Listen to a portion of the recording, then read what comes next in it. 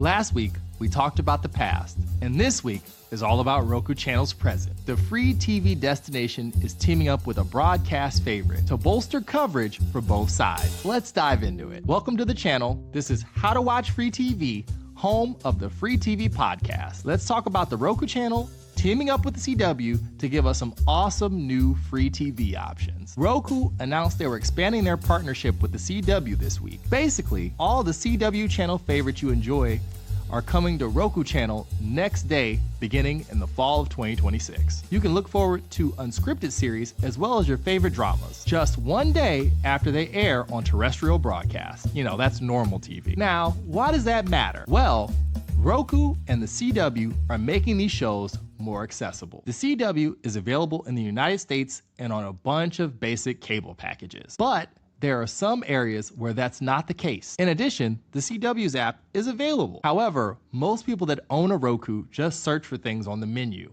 I know, I can't believe it either sometimes. By having this integration into the main menus and the Roku Channel itself, these shows and movies will make their way in front of more people. That's a win to be sure. Lisa Holm, the head of content for Roku Media, said this: starting this fall, Roku viewers will be able to stream their favorite CW shows the very next day, along with hundreds of hours of library seasons to catch up on. This partnership is all about connecting great storytelling with the millions of viewers who are looking for it. Never underestimate convenience. It's a good rule of thumb. It's a huge reason why I made Free Space and the Free TV podcast to begin with. People want cheap entertainment and they don't want a lot of hurdles to getting there. Anything that makes that more streamlined is probably worth doing. Plus, because of those broadcast routes, Roku Channel was going to get in on that business as soon as possible. And let's be honest, the ad revenue probably doesn't hurt on the streaming side of things. I just wish more broadcasters had taken this approach when streaming grew a lot bigger in 2019.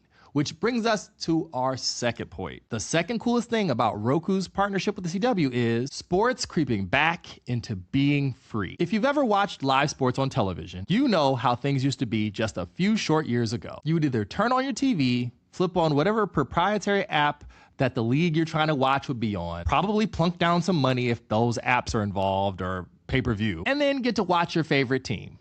It was a good system. Well, maybe except for the money part, depending on how you feel about certain iterations of that whole setup. Let's be real. Some of you might use some unsavory methods to go watch your favorite teams. Then, somewhere in the last decade, the apps started to carve themselves up into little fiefdoms. Sports broadcasting rights splintered into a bunch of different outlets, a bunch of different corners of the streaming ecosystem that you would have to keep up with. Fast forward to now, and you need no less than 5 different apps to watch your favorite league on regular television here in the United States. In this case, I'm talking about one of the big ones. You know, here in America, we have baseball, basketball, hockey, football, the rest of the world's football, etc. Now, Roku Channel is going to have the NASCAR O'Reilly Auto Parts Series, WWE, NXT, ACC, football and basketball, along with Pac-12, Mountain West Beach Volleyball, PBR Team Series, professional bowling, and some more. There's also broadcasts of Savannah Bananas games and some MLB stuff, as those rights sit in purgatory as we speak. It's a lot to deal with for you and a lot for your wallet to contend with too. Moments like this with the CW, bringing smaller sports events and fringe sports events back to free TV is really important. In my opinion, it's helping us get back to a level of common sense. Another hallmark of modern sports broadcasts is wall-to-wall advertising. One of the biggest stories coming out of WrestleMania this year, I know, it's like not a real sport or whatever, but bear with me, was the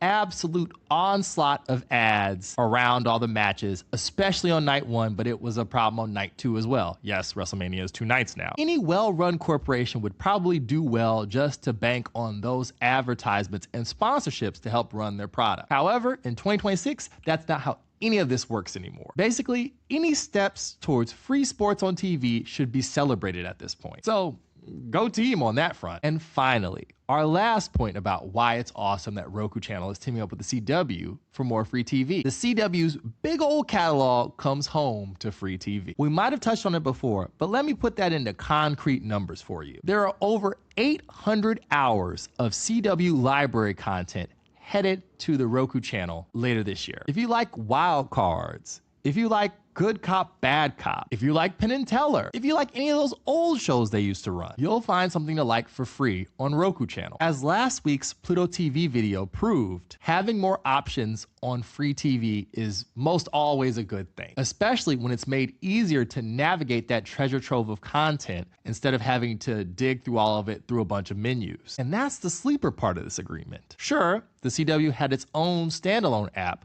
but it's infinitely easier to find what you want to watch when it's all baked into the software. Take, for example, if I want to watch a game, or even better, I want to watch wrestling, right? For WWE programming, you would need ESPN Plus, Fox, Netflix, and possibly the CW to cover all of your bases and evolve on Tubi. On the AW side of things, you would still need like TNT and Max to watch all of their product as well. But for people who just want the sport and don't care about anything, I mean, YouTube's always an option.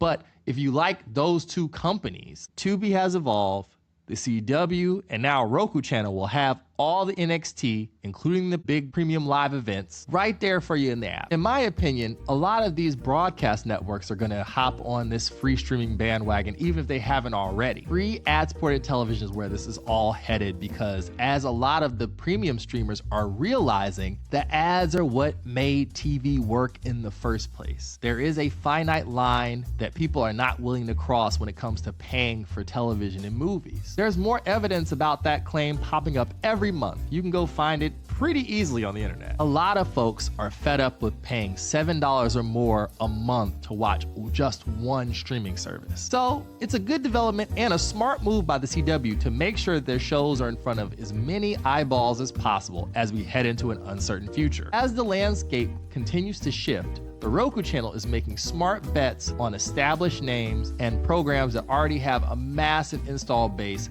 of people watching them on regular broadcast TV. This is how they've made their money during the streaming era, a mix of betting on convenience and finding the horses that have already run the race and figuring out how to make it easier for them this time around. If you like what we do, subscribe to us here at How to Watch Free TV.